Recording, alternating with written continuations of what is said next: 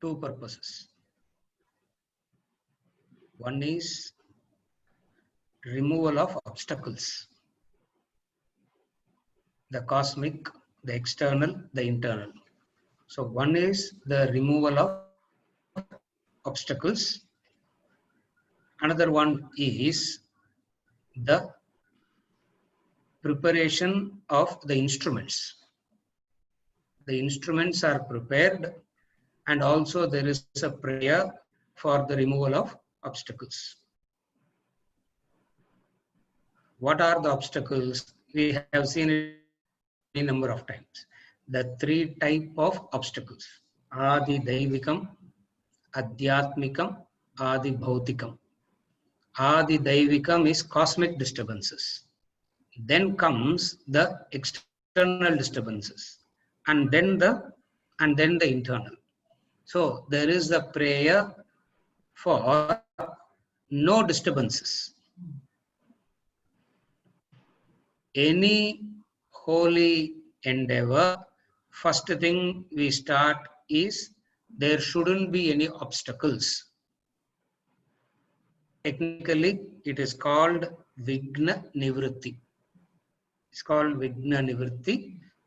And one who in the Agama, in the Puranic tradition, in the Agama tradition, Vigna Nivritti is Lord Vigneshwara. That is the Puranic way of praying for let there not be any obstacles. In the Vedic tradition, there is no Vigneshwara there that you pray for. You pray to the real disturbance. You pray to the real thing. What is the real thing? A cosmic disturbance, external disturbance, and then the internal disturbance. That is the three Shanti. And then the other part of the invocatory prayer is the instruments are purified, are prepared. It is you make the instrument qualified to receive the knowledge. You make the instrument qualified to receive the knowledge. Now, how do you ensure that the instruments are qualified to receive the knowledge? Wherever they go into indulgences, you bring them back from that. Wherever it goes for indulgences, you do not allow that to happen. You bring it back. So,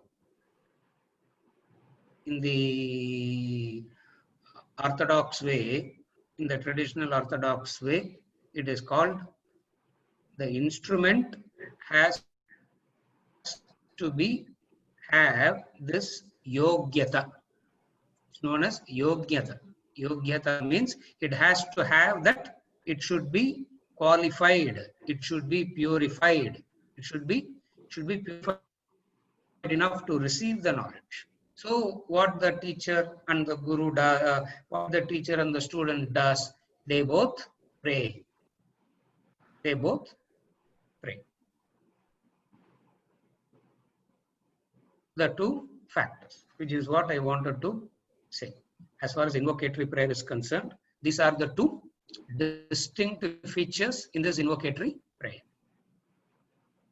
Because of the instruments has to be purified, the instrument has to be readied, he has to list out the complete set of instruments. So he is listing the complete set of instruments. As I said in the last session, the Vedic way is they will talk about the deity. They will talk about the corresponding deity to that instrument. When the deity is mentioned, when the Deva is mentioned, you have to understand it as the reference to that instrument. This is the typical Vedic, this is the typical Upanishadic Vedic way. Later on, we started talking about the instruments directly, not about the Devas. Why? Because when the Puranic thinking became predominant, we started giving different meanings to gods. We started giving so many things to gods. Therefore, using gods is really complicated and confusing. Therefore, we started using karmendriyas, jnanendriyas, and all that kind of stuff. Upanishads don't talk about this karmendriyas and jnanendriyas predominantly. They use the deities, they use the gods. So what is it here? May we hear the auspicious with our ears. May we hear the auspicious with our ears. O gods, may we behold the auspicious with our eyes, O worshipful ones. May we live God-given span of life with firm limbs and bodies singing your praises.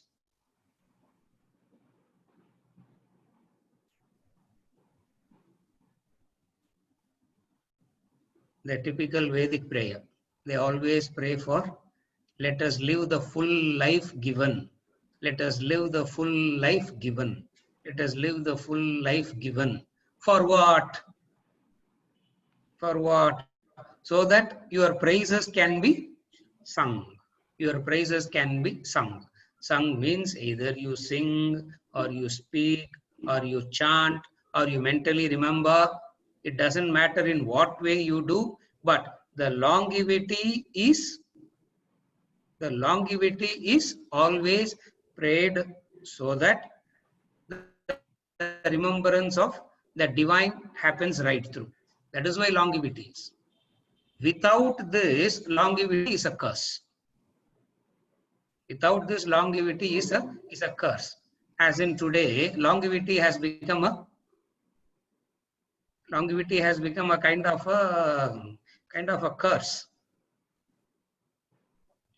Somehow you have to keep the body alive, and if you have to keep the body alive, you have to do so many things to keep it alive, and how much ever you try to keep it alive, the stress and strain of the mind disturbs all the effort that you do, all the effort that is done to keep the body fit, and all that is entirely washed away by the mind, by the agitations of the mind. So here longevity becomes a kind of a curse. In the Vedic tradition, longevity is always prayed for, because in longevity you are singing the praises of the divine. So he says, may we live God-given span of life with firm limbs and bodies. What is this God-given life means? 100 years. 100 years. Yeah. 100 years fit agano. It is useless living 100 life unfit. Can't get up, can't sit, can't turn this side, can't turn that side, but I am alive for 100 years. That life is not that kind of a longevity. A longevity where is used in a very, for the purposes of the divine. It is used for the purpose. Now, it means this has to start from very early. It has to start from very early. As early as it starts, to that extent it is better.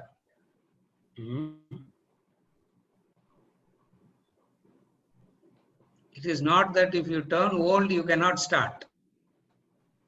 It's not that. But what you don't understand is, by living a wrong way of life in the past already, you have developed a lot of that much more sanchita. You have developed that much more. So it means, even though it looks like you have come into the divine and all that, because of the past, you have to have that many, you have to go through that many punarjanmas to exhaust all that you have created in the past. That's why Vedanta says, start this as early as possible. Why? So that you don't add up. Otherwise we keep adding up, and for that which you have added up, you need to have that many Punarjanma.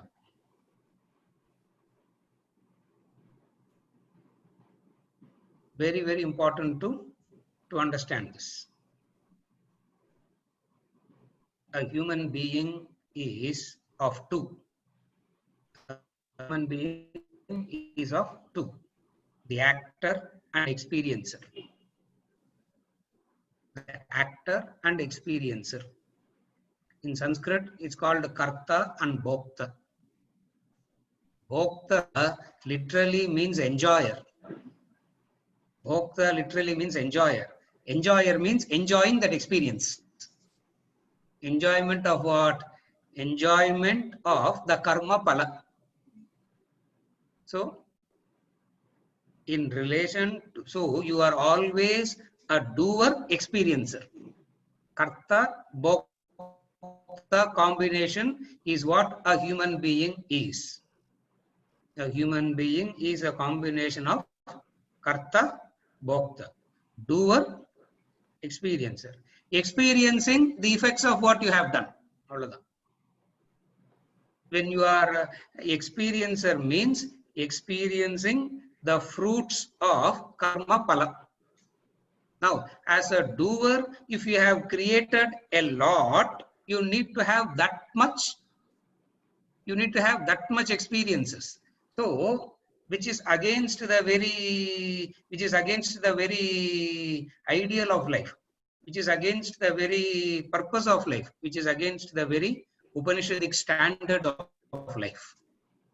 What is the Upanishadic standards? The Vedanta way, the Vedantic purpose. Do not add up first. Ensure that as a Karta, you are not adding anything. As a Karta, you should not add anything. Means you start as early as possible, you start. Are you able to follow? Having done it, you can't ask for exemption. As a Bhokta, you can't ask for. As a Bhokta, you can't ask for exemption after doing. That is where this is the unrelenting law of karma. This is the unrelenting law of life. The Karta has to necessarily experience the effects of one's own action. So first thing that you have to do is what? Ensure that you don't add up anything. To ensure that you don't add up anything, you need to have as early as you start with this knowledge, to that extent it is possible. Therefore, the Shastra says start very early, as early as you can start. Why? Because you do not add up anything. Not only you don't add up anything, ensure that you exhaust that. How do you exhaust that? Most can be exhausted through knowledge. A few has to be exhausted through experience. Most of it can be exhausted through knowledge. A few has to be exhausted through experience. Now you don't ask, you don't ask, or your buddhi will not know that. It is the divine plan. It is the law of karma that knows. You can't ask, sir, idhula vandu edu knowledge மூலமா எனக்கு போகும், எது experience பண்ணி தான் ஆகணும். When you are experiencing something, at the point of experience, you have to understand that this is the only way you can exhaust. Before experiencing, you can understand that through knowledge it is possible. While you are experiencing, it means knowledge is not there. Knowledge is of no, knowledge is not that strong. To ensure that you don't affected by that experience or do not experience at all. Long life. Yeah, full explanation. How do you understand this? Long may we live God-given span of life with firm limbs and bodies. See, everybody wants to have a fit body. Who doesn't want to? Who wants a diseased body? Everybody wants to have a fit body only. Yeah. Nobody wants a diseased body. And the amount of attention that is spent on the amount of time and attention and money and everything that is spent on the body, it's not worth even talking about it. Yeah, it's not even, right from the clothing to the food. Body means everything that goes with it. It's not just the food, the food, the clothing, the footwear, I don't know what all goes into it. Not to talk about the disease and treatment and blah blah blah and all that. For what? To add up to Sanchitana, it is not worth it. If you are adding up to the Sanchitana, it is not worth it. So when Veda, if you don't have this Vedantic goal of life, a long life is a curse. If you have this vision, if you have this understanding of Vedanta, long life is so beneficial. So may we live God-given span of life with firm limbs and body, singing your praises. May the traditionally glorified Indra bless us. Indra refers to the mind. Indra refers to the mind. May the all-knowing sun bless us. Sun refers to the gross intellect.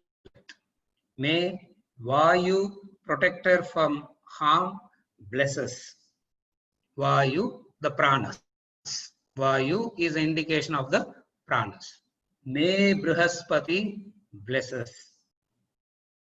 Brihaspati is the divine preceptor, the teacher of the gods, the Deva Guru, the Brihaspati.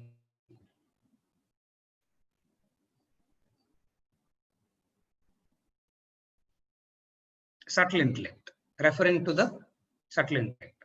So, we have prayed to ensure that all the vignas are removed. We are ensuring that all the not the koshas, all the aspects of all the instruments are ready. The karmendriyas are ready, the jnanendriyas are ready, the pranas are ready, the mind, the gross intellect, subtle intellect, all are ready. All are ready means all are integrated. All are following the same direction. That's what it means. All are ready means all are following the same direction. If that preparation is not done, one part of the intellect will say one thing, the mind will say something else. There is no correlation. Okay, mind and intellect is all right, but the physical disturbances are so problematic that mind and intellect becomes the preparation of the toothache, the stomach ache, the knee pain, the back pain, that becomes so big that mind and intellect becomes non. So the instruments are not aligned. Here the instruments are aligned. The instruments are aligned. The prayer is for the vigna to be, there should not be any disturbances. Why there shouldn't be any disturbances? As it is difficult to focus. As it is difficult to focus, number one. Number two, when the subject matter becomes subtle and subtle, it becomes that much more difficult to focus. At least யாரையாவது criticise பண்றோம், யாரையாவது கண்டம் பண்ணின்னு இருக்கிறோம்னா கொஞ்சம் attention நல்லா இருக்கும் கேட்கறதுக்கு. If you are blaming somebody, if you are tearing open somebody, criticizing somebody, not to that extent, at least the ears and the eyes will be attentive. And when you are talking about God, to that extent, the concentration level is less. And more so if we start talking about God in the sense as Nityam, Sarvagatam, Vibhum, Sukshmam, Abdinna, we literally fall off to sleep. So he says, as it is very difficult, there shouldn't be any disturbances to do that. The external disturbance, the immediate environmental disturbance, and the disturbances from your own self. So there is a preparation. The instruments are aligned, and the prayer for disturbances is over. With this, the invocatory mantra is done. With this, the invocatory mantra is done, and we move into the proper Upanishad. And we start with mantra 1. Bhagavad Gita, you find the meter is fixed. The Gayatri meter. All the mantras will follow the same meter only. To some extent, some of the Upanishads also try to do that. Most of the Upanishads are like the Kaivalya style. They don't follow any particular meter. And it's a conversation, no? Conversation la meter la vecha pesa mudiyum. Yeah, slogamna meter vechi the Gayatri meter is where 4 words. So it can be divided into 4 parts. So if you add one akshara, if you add one word, the whole meter is changed. So that difficulty, that kind of a pressure of creating that Upanishad doesn't follow. They say avladha. So throughout the Kaivalya, you will not have any particular meter to follow. Now, we start with mantra 1. I'll read the mantra and then we'll go to the meaning. Kaivalya mantra 1. Atashvalayano bhagavantam parameshtinam upasametya uvacha. Adihi bhagavan brahma vidyam varishtham sada sadbhi sevyamanam nigudam yayachirat sarva papam vyapohya paratparam purusham yati vidwan. Mantra number 1. Then Ashvalayana, having approached the venerable Lord Brahma, said, O blessed Lord, Bhagavan, blessed Lord, teach me the supreme knowledge of Brahman, sought constantly by the wise, a profound secret by which the wise, erelong, discarding all sin, reaches the supreme being greater than the great. This is the mantra. First, we start with Ashvalayana, the Guru and the Sishya here. The Sishya here is Ashvalayana. Ashvalayana going to Lord. The preceptor here is Brahma. It means what? Ashvalayana has done lot of punya karma. He wasted lot of his time in doing punya karma, having went to Brahmaloka, enjoying the benefits of Brahmaloka, and then he has to ask Brahma, teach me Brahma Vidya. Teach me Brahma Vidya. In the interpretation, whatever you feel like saying, you say, how can you account for, how can you say all this? Yeah, from where do you get all this? You keep saying whatever you feel like saying. How do you say this? The first word atha. Then atha. This word then is the starting point, the first mantra. Atha then itself is so musical, so wonderful, so inspiring. Just the word atha then. Then refers to the entire karma portion is, the entire karma portion is finished. He did all that, he has exhausted that, understood the futility of that, having come now. Adha then. Because you don't start a textbook with then, no. Are you able to follow? Then is an implication of the student is already sufficiently prepared. Since the student is sufficiently prepared, next verse, the answer of Brahma is something more extraordinary. Because of the answer of Brahma only, I took up this Kaivalya Upanishad. We go there, we will study that. Yeah, I'm so tempted to go into the answer. Question but then the preparation is very important. Atha, Atato Brahma Jignasa. Atato Brahma Jignasa. Brahma Sutra starts with the word Atha. Borrowing the style from Kaivalya. Because Kaivalya starts Atha. Then Ashvalayana. Then or Kama. Then or Kama போட்டுட்டு Ashvalayana having approached the Venerable Lord Brahma. அதெல்லாம் இங்க point இல்ல. Having approached Venerable Lord Brahma is not the, just the narrating the factual incident. For us, what is important is the then. Now, this word atha, then, abdinradha, in the commentaries, most of the people who have commented on this Upanishad, they go into a much detailed, elaborate introduction on the word atha. Atha.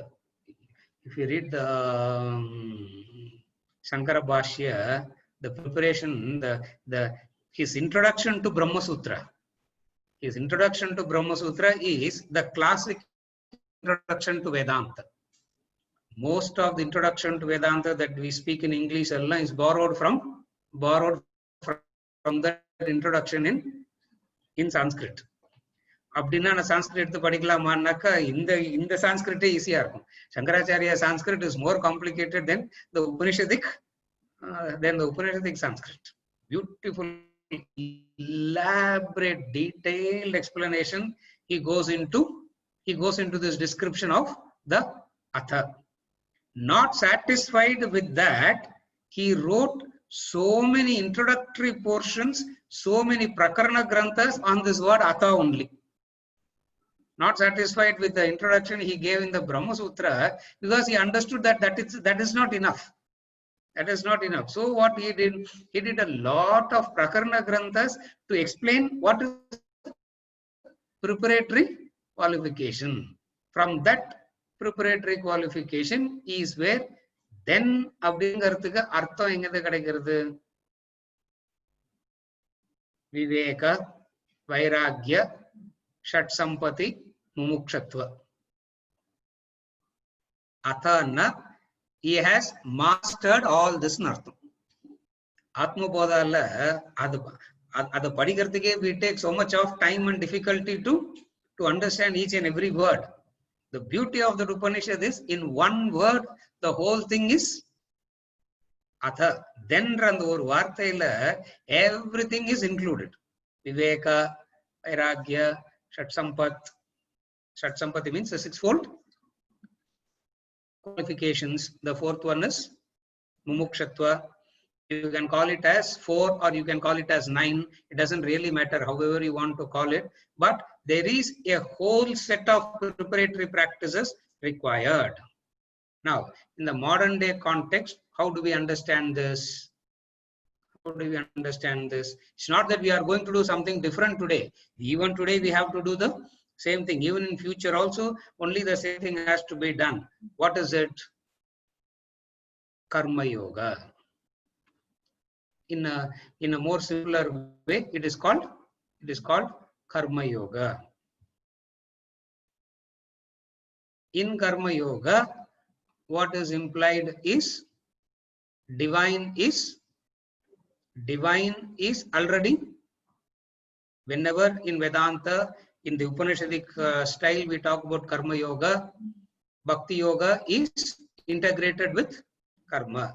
So Karma and Bhakti on one side, Jnanam on the other side. Karma and Bhakti is the preparation. Jnanam is that which gives you the direct knowledge. Jnanam is that which gives you the direct experience. So, what he means by then is he has mastered the preparatory stages. The seeker is said to have acquired this qualification and then approaching the Guru. The seeker has mastered these qualifications and then approaching the Guru. Shankaracharya and the rest of the people, they understood that, and the Marila very difficult to get. 1 or 2 in a generation may come like that, or 1 or 2 in once in 100 years may come like that. So what they did, they went into the detailed elaboration of the preparation itself. That is why the Veda itself is divided into 2 portions. Veda Antam nu irukkunna, end nu onu irukkunna, or beginning nu onu irukonu illaya. That's common sense. We don't have to talk about all this. If we say there is the Veda Antana, there has to be a Veda Purva also. So what does Veda Purva talk about? Action. Karma. It talks about action. By action, there is a purification. For action alone can purify. Nothing can purify. Action alone purifies to receive the knowledge. Please understand, purification and not moksha. Purification in the sense of ability to receive the knowledge. With that, when the receptivity is very high, with that longing, with that thirst, you approach the Guru. And then what would you ask the Guru? Straight away he is saying, teach me Brahma Vidya. Tashvala, Bhagavantam Parameshinam Upasametya Uvacha. Uvachana said. What did he say? Bhagavan, hey Bhagavan, oh blessed Lord. Yeah. Oh blessed Lord. Brahma Vidya, the knowledge of Brahman.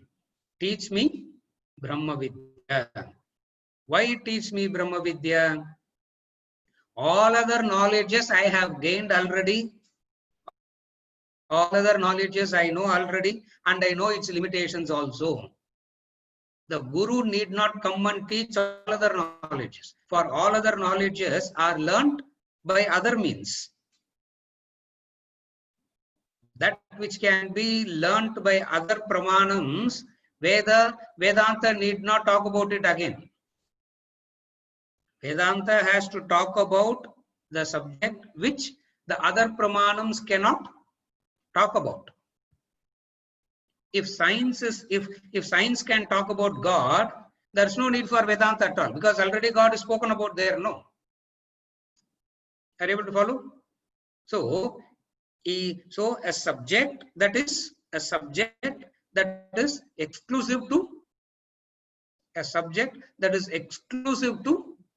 Vedanta. What is the subject that is exclusive to Vedanta? The subject that is exclusive to Vedanta is Jiva Brahma Aikya. For dualism, for pluralism and dualism, you don't need Vedanta. Sensory perceptions are enough. All other pramanams are enough. They themselves will teach you the plurality and duality. Now, Vedanta again need not talk about the duality and plurality. Vedanta talks about that which others cannot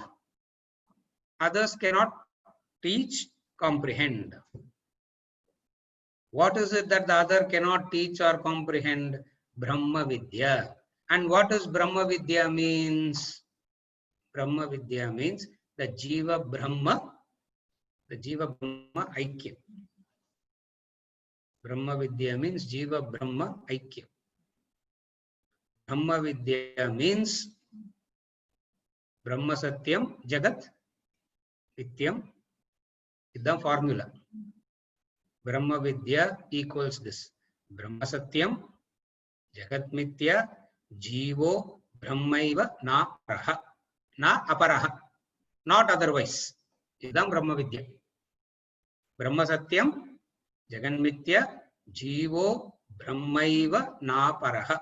Is the Upanishadic Mahavakyam. Brahma Vidya, they say it so just in one sentence. In the one sentence கூட ரொம்ப ஜாஸ்தின்றதுனால அதையும் சுருக்கி தத்துவமசி. The same தத்துவமசி மகாவாக்கியா in a different way we are going to see in Kaivalya Upanishad.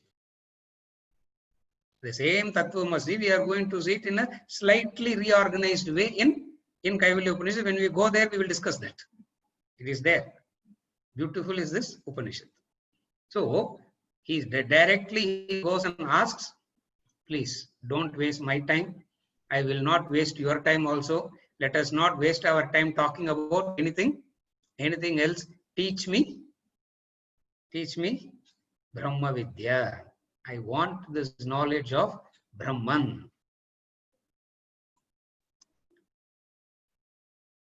You have to be a wise person to seek it.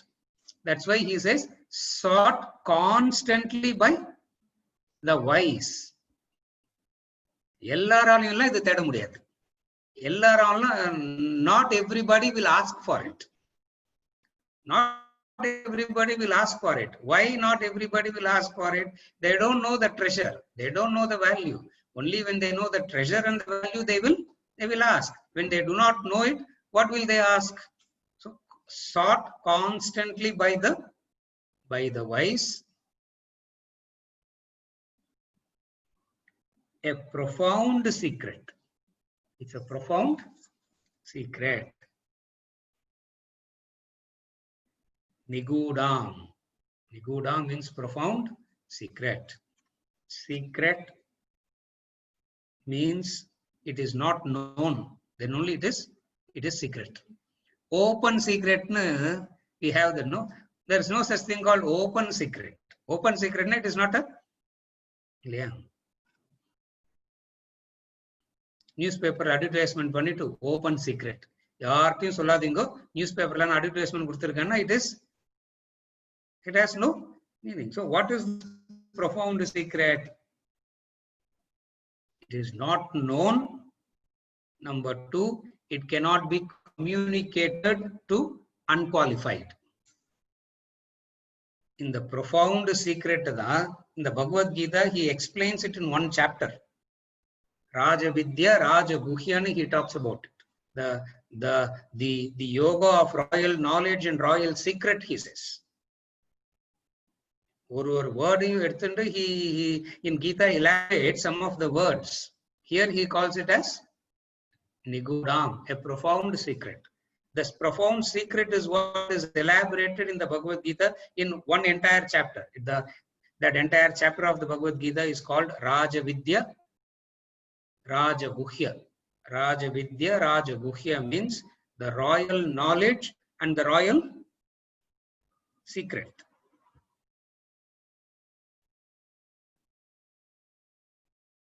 Secret na சொல்லக்கூடாத விஷயம் கிடையாது. The English word secret has this misunderstanding. Secret na சில பேருக்கு மட்டும் தான் சொல்லணுமோ மிச்சவங்களுக்கெல்லாம் சொல்லக்கூடாதோ. It is not that. it is not understandable when told. When it is not, when it cannot be understood, better not to talk about it. Or help the other person to qualify and then talk. Are able to follow? So help the other person to qualify and then talk. Upanishadla, the person is already qualified. Therefore, they don't talk about it. In other scriptures like Gita and Prakarana Granthas and all that, we talk about we are prepared first, and then the knowledge is also given. That is why we read those scriptures a lot. Upanishads, ரொம்ப ரேரா இல்லையா?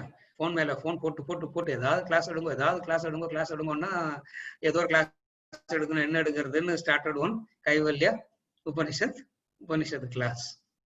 It is a profound secret. Discarding all sin reaches the supreme being erelong. Erelong means, erelongna அது கேட்டு முடிக்கும் போதே, as the guru finishes the discourse, the student is enlightened. Erelong அப்படி. இதுதான் Ashtavakra tells. This is what Ashtavakra tells Janaka. Janaka, at the end of my discourse, you will be enlightened, he says. Ramatirtha talks about this Yoga Vasishta like that. You read Yoga Vasishta, when you finish the book Yoga Vasishta, you will get enlightened. இல்லையா? நானும் படிச்சு பார்த்தேன், ஒன்னும் ஆகல, அது வேற கதை இல்லையா? That's a different story. I also thought சரி ஒரு புக்லயே எல்லா வேலையும் முடிச்சிடலாம் போல இருக்குன்னு, என்னத்துக்கு இவ்வளவு புக் எல்லாம் படிச்சேன். நத்திங் ஹஸ், இன்னொரு 4 வார்த்தை புதுசா கத்துக்கிட்டேன், அவ்வளவுதான். அதுக்கப்புறம் nothing happened after that. Erelong reaches the supreme being. And what is the supreme being? Greater than the great. Greater than the great. What I am seeking is so great that only you can teach, and it is not available anywhere else. It can't be available anywhere else. Why it can't be available anywhere else? Because that is not the pramanam they use, the instrument they use. The inquiry itself is not this. When inquiry itself is not this, how can they conclude? You can't go to a scientist and ask God. You can go to a scientist and ask about biology. Yeah. You can go to a scientist and ask about how to use the microscope or telescope. You can ask. You can't go and ask him God, for that is not his field of inquiry. Now, when that is not his field of inquiry, that also he doesn't use the relevant instruments to pursue, how can he know this? Therefore, this knowledge can be taught only by you. The Guru, the Shishya is telling this to the Guru. You can only teach this, and this can't be taught by anybody else. Also, I can't mix match both. Yeah. I can't mix match both also. Having understood the uselessness of everything, I have left and I have come. I have left everything and I have come. I have come and I can't go back because the bridges are already burnt. The bridges are already burnt. He can't go back. The Upanishadic student cannot go back because the bridges are burnt. There is only one way now. What is the way? Moksha is the only way. So he has come to that point. And then Ashvalayana is asking this question. Teach me this Brahma Vidya. Now, I am not going into the Viveka, Vairagya, Sadhana, Sampath and all that in detail. I'm not going into the details of that, because on the details kullallam pona Upanishad becomes clear. then we are missing the very spirit of the Upanishad. Yeah. So I will briefly talk about it. First one is Viveka. The first one is Viveka.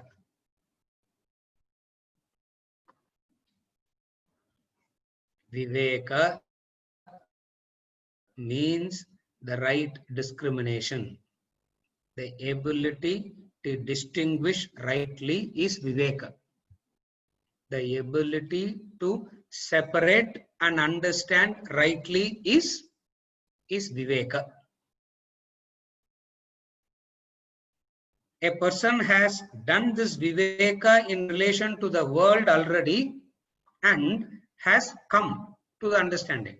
What is the Viveka he has done in relation to the world already? In relation to the world, he has understood that world equals temporary. That's the Viveka. World equals temporary. World equals Nama, Rupa, Guna, Karma. The world. And no point in identifying with any of this. World means temporary, changing. World means Nama, Rupa, Guna, Karma. Different species. Jati. Jati means different species. Different species having their own individual name, individual form, individual karma, individual guna, and all that.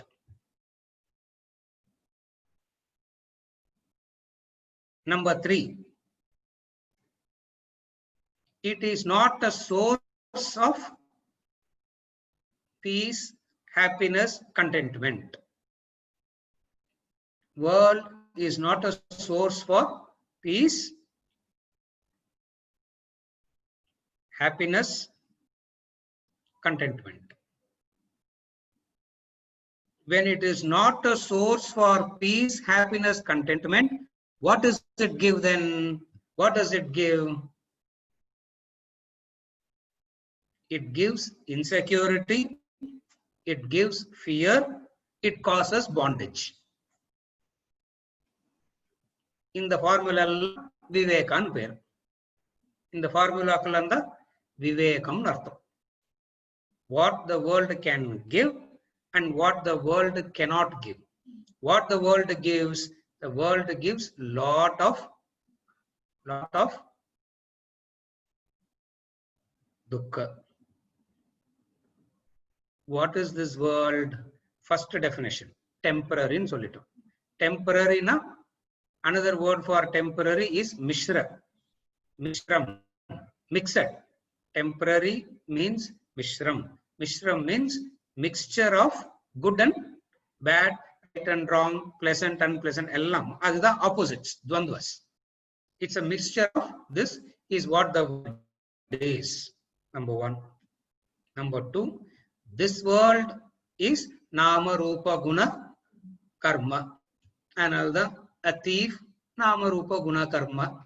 A saint, Nama, Rupa, Guna, Karma.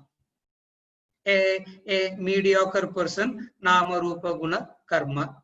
A person is abusing you, Nama, Rupa, Guna, Karma. A person is praising you, Nama, Rupa, Guna, Karma. Because of the Mishram, the person praising you today is the person who will. The person praising you is the same person who will. Opposite of praise is censure. Opposite of praise is censure. The person who is saying you are the best is the one who is going to say you are the worst. Therefore, so he understands that it is Mishra, mixed. He understands that it is made up of Nama, Rupa, Guna, Karma. Number 3, it is the source of dukkha. Idu Viveka. It is the source of dukkha, pain. It is the source of dukkha, pain. The moment you understand world like this, you develop a distance from the world. You develop a detachment from the world. That is why Vairagyam. Vairagyam is the result of Viveka. Vivekam illama Vairagyam, impossible. Or where there is Vairagyam, you can know that there is Vivekam inside. A person who doesn't understand all this misunderstands Vairagyam to be indifferent. Yeah, and the level Upanishad discuss we should not get down to that level and try to distinguish all those things. Sessions we will discuss all that there. Here we talk about what is Viveka, the right understanding. The right understanding about the world. Are you okay till now? Since this is world and you are also part of the world, you also will carry the same. Are you able to follow the shift now? This is the nature of the world. Now, where are you in the world? What are you part of the world? Abdina, you also will have the same thing. So, a detachment from yourself and the detachment from the world. That is the Vairagya. Are you able to follow now? A detachment from the world and the detachment from your own self also is called Vairagyam. Vivekam is, are you okay till now? Then we go deeper and we say Viveka means Nitya Anitya Viveka Vichara. The constant inquiry about what is real and what is unreal is Viveka. Now, if you have to come to that level, this is the primary step. First, I said, what is the primary step in Viveka? What all I said? Temporary, Nama, Rupa, Guna, Karma, Adadalla is the first step. Now, you understand all this and then you mature in Viveka. What is the maturity in Viveka? The maturity in Viveka now is Nitya, Anitya, Viveka, Vicharam. The constant inquiry about the real and the unreal. In the first stage of Vivekala or clarity vandu, having fully established that first level of Viveka, develop some Vairagya and then you can go to the second level of Viveka.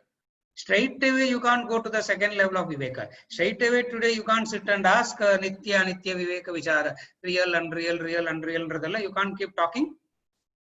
You can't keep doing that now. Are you able to follow? So first level is done there and then you come to the second stage. Ashwalayana has done all this. Ashwalayana idallam pannitanga vandirukkaru. Yeah. Viveka and Vairagya. This Viveka and Vairagya, how does it express itself? Shat Sampat. 6 wonderful qualities. 6 wonderful qualities. Calmness, self-control, self-withdrawal, Titiksha, extraordinary quality. Titiksha, Shraddha, tranquility. 6 wonderful qualities. Atmabodha introduction la we discuss this. Calmness.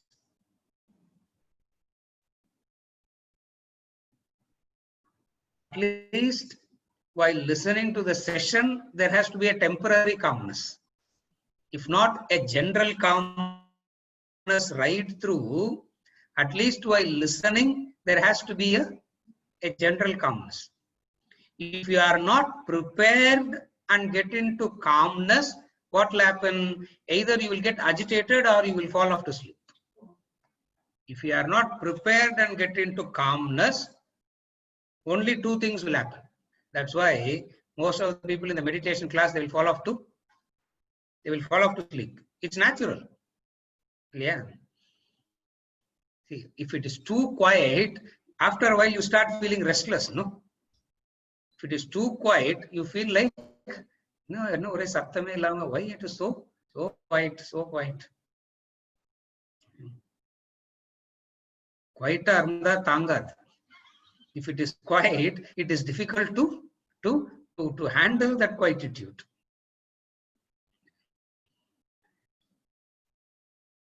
One of my aunts, as soon as everybody leaves the house, she will switch on the television.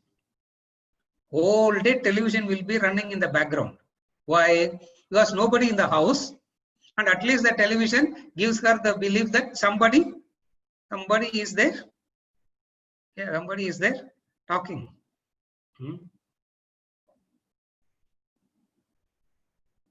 I got a dog. What to do now? You can't do. Calmness is not there. For a general calmness is required. First, to receive this knowledge. Second is self-control. One of the shama, dhamma. The Sanskrit word is shama, calmness. Self-control is dhamma. Then comes self-withdrawal, uparati. I'm giving the Sanskrit words all of that in the book Kaivalya commentary. He has given all this is there in the Kaivalya commentary. Uparati, self-withdrawal. The fourth one is titiksha, endurance.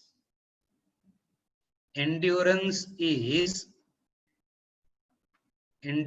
comes when you are experiencing something. You endure that experience because you know that you were the karta of it. That's titiksha.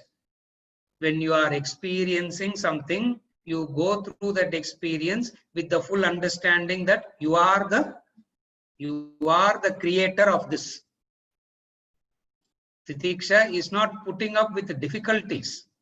Titiksha, difficulty means a difficult experience. What is a difficulty? A difficult experience. Now, the difficult experience is not a curse that has come to you. Difficult experience is not the world has given you.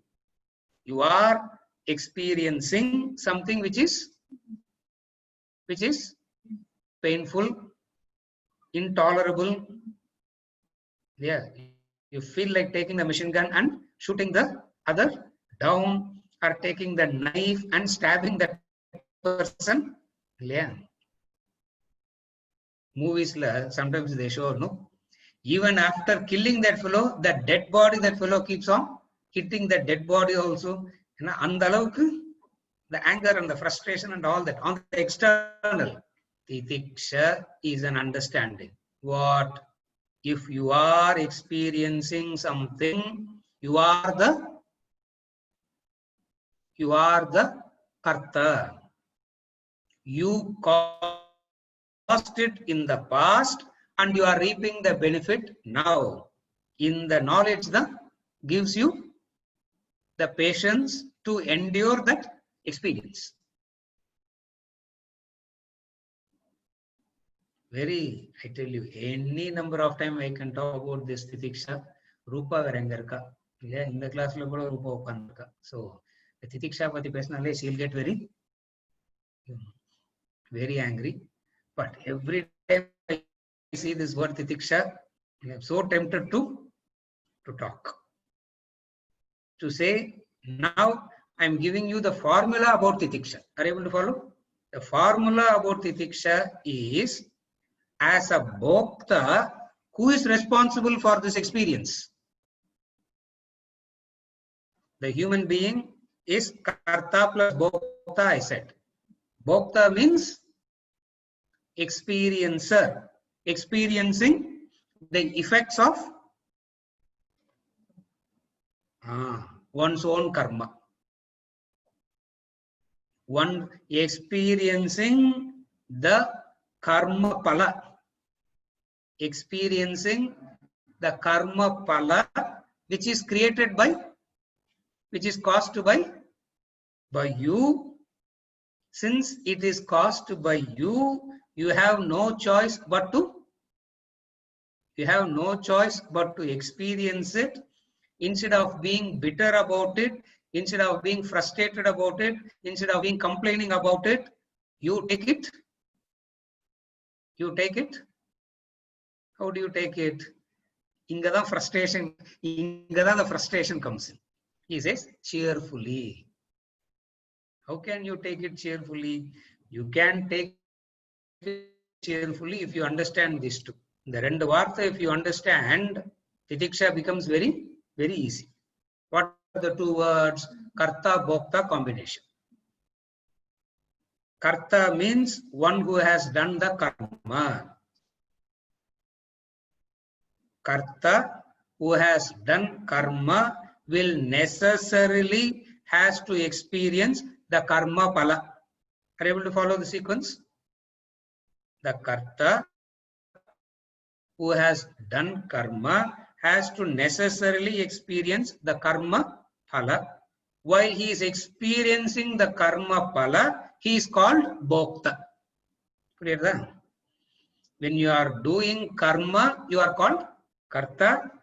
When you are experiencing the benefits of the karma phala, you are called bhokta. Enjoyer of karma phala. இப்போ வந்து அந்த என்ஜாயர்ங்கிற word use பண்ணா it is very டிஃபிகல்ட்ன்றதுனால I am replacing it with experiencer. So திதிக்ஷா is about experience. Are you able to follow now? Titiksha is about an experience. The experience which you have, an experience which you have to go through because you have caused it. And no point in blaming yourself also. Why? Because when you caused it, you were ignorant. You didn't know that when you were causing it, you didn't know that this is what is going to be the, as a karta, you are sowing the seed for a bhokta. As a bhokta, you have no choice. As a karta, you have a choice. As a bhokta, you have no choice. You have to experience. That is why in this culture, there is no escapism from any experience. We say, as an experience, you have to go through it only. Because where can you escape? You can't escape. Because karma will, the karma phala, as a karta, you necessarily have to experience. So as a bhokta, you have no choice. As a karta, you have a choice. Vivekam garde eppo varnum? Ellarume bhokta time la vandu they ask for knowledge. Are you able to follow? Everybody comes and asks for this knowledge from the level of the bhokta. Vedanta says in the stage la vandu kelvi kettu asking question how to deal with it, asking question how to solve it, allam onnu work out avadu. Nothing will help. You have to practice titiksha. Ensure that you don't. No sir, we are all very positive thinkers. By our effort we can change and all that. In relation to future, it is possible. In relation to the present, you have to experience it. So when you are experiencing it, you are not bitter about it. You are not complaining. You don't have hatred. Because if you develop bitterness, hatred and all that, another cycle is creating. See, as experiencing a difficult situation, are able to see the cyclical karta bhokta cycle puriyarda illaya?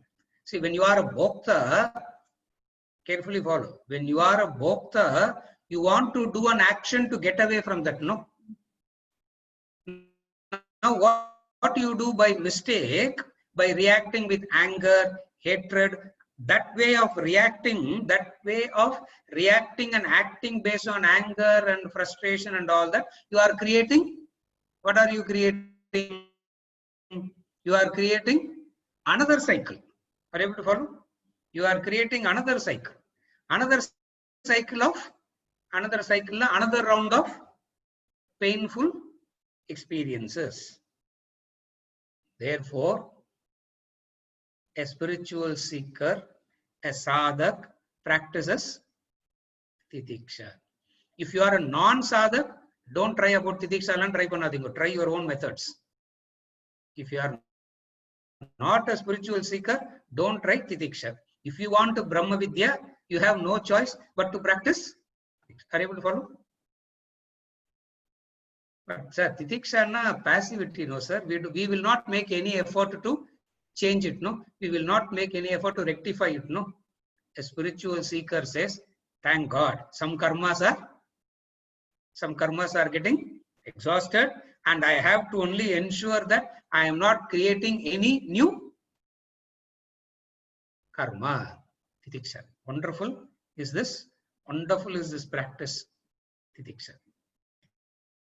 இப்போ திதிக்ஷாங்கிறது very minimal. இப்போ திதிக்ஷாவே இல்ல literally. There is literally no titiksha at all. Are you able to follow? Lack of titiksha means the demands goes on increasing, endless demands. Lack of titiksha, endless demand. What is the endless demand? The person will do, and then you will demand something more. If the person says yes to you, next time you will want the person to say yes 10 times. And then if the person says yes 10 times, you want the person to say yes 100 times. Are you able to follow? The demand goes on increasing till you become a slave. Till who becomes a slave here? Till you become the slave. What is you becoming the slave means? It's slavery, yeah? And it is absolutely disgusting, the slavery. Begging others to cater to you. That's slavery. Begging others to pay attention to you. Are you able to follow? Begging others to cater to you. And then crying that nobody is. And then crying also. Nobody is paying attention. Yeah. Ahamkara, they said. All this is said beautifully in one word. Aham. And the aham lenda vardu mama. Yeah. Nan sonnadan ennordungardu vardu. Aham radlenda comes mama. First I have to say I, and then comes mine. So titiksha is a wonderful way of getting rid of the ahankara and mamakara. That is why throughout the Shastras, titiksha is glorified titiksha is glorified. Are you okay till now? Formula madri sollindrukana. I'm just giving it as a formula. Then comes Shraddha. Oh, yeah, Titiksha and Shraddha. And the sixth liye, my personal favorites is these two. Titiksha and Shraddha. Shraddha is the conviction. Shraddha is the conviction that what Vedanta say is true. What the Guru say is true. That's Shraddha. Number 2, I will not try to verify it by other means. That's Shraddha. I will not try to verify what Vedas speak, what Vedanta speaks, what Guru speaks. I will not try to verify it through other means, other sources. Other means, other sources, na pratyaksha, anumana, upamana, blah, blah, blah. I'm not getting into that. Are you able to follow what Shraddha is?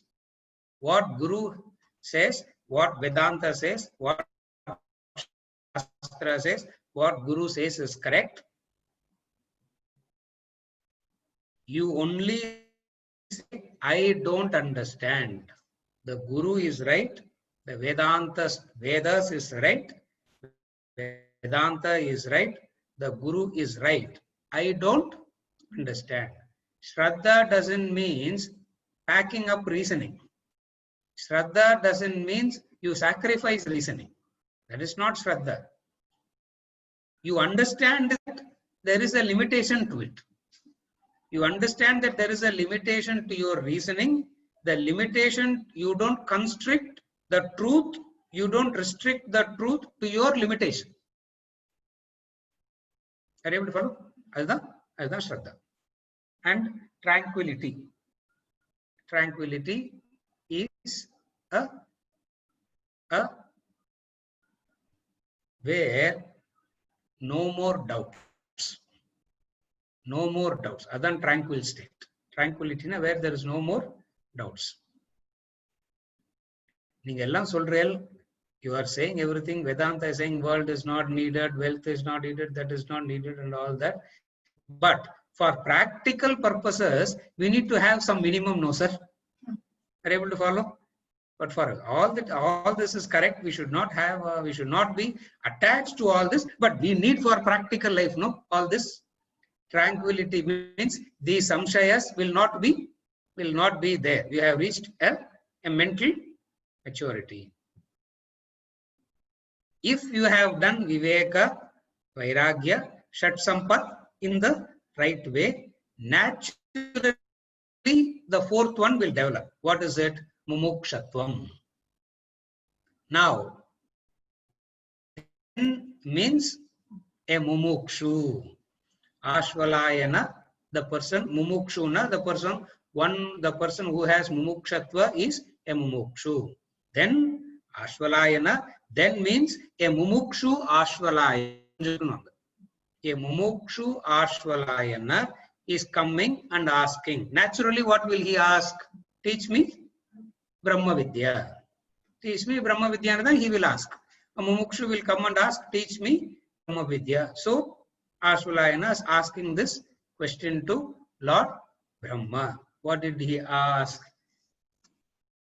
Teach me this Brahma Vidya, sought constantly by the wise. You have to be a wise person to seek it. You are a wise person because you have Viveka, no? You are wise because you have the Viveka. A profound secret.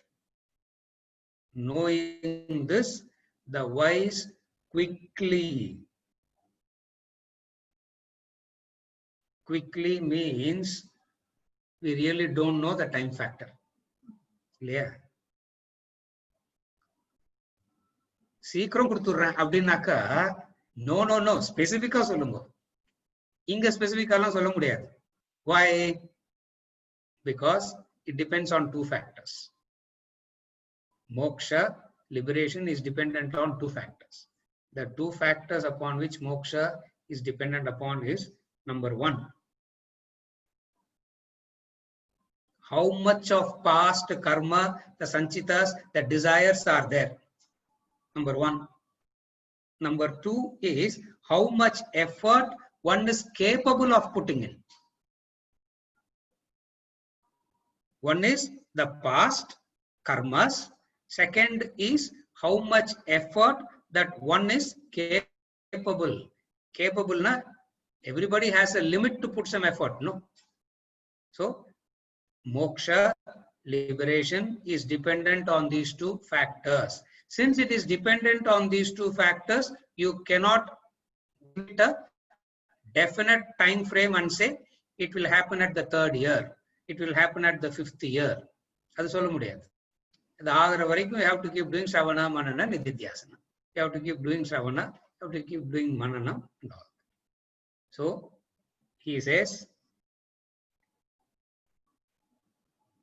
the result is neither immediate, not too far away.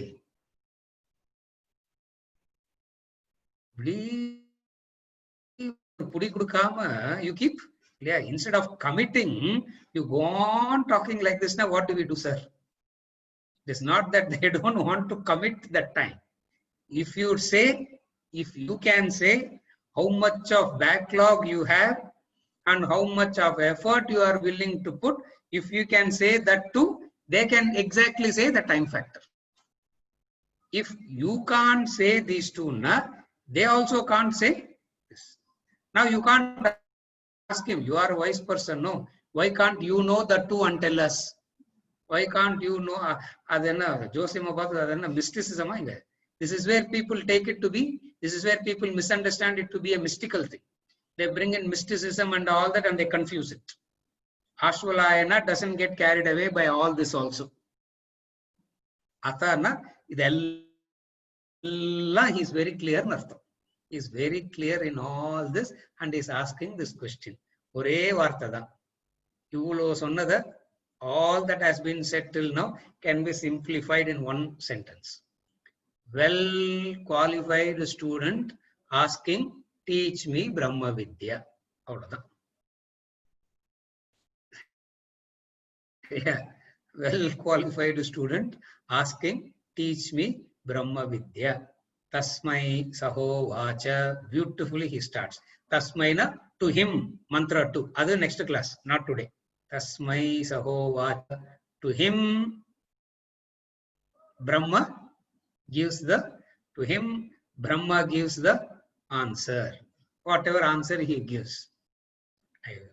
The answer that he is going to give is far more irritating and complicated than the Brahma Vidya. Adu vandu neenga solra Brahma Vidya, okay sir. The Brahma Vidya that Brahma is going to give is not beautiful. He gives the four mantras.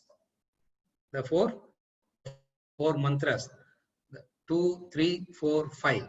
Extraordinary mantras. I want moksha. Teach me moksha. That is the question. For which Brahma is going to give an answer, which we will continue on Monday. Seriya? With this, we conclude for today. We meet again for Kaivalya session on Monday. We have decided to do 2 days, Monday and Thursday. Hari Om.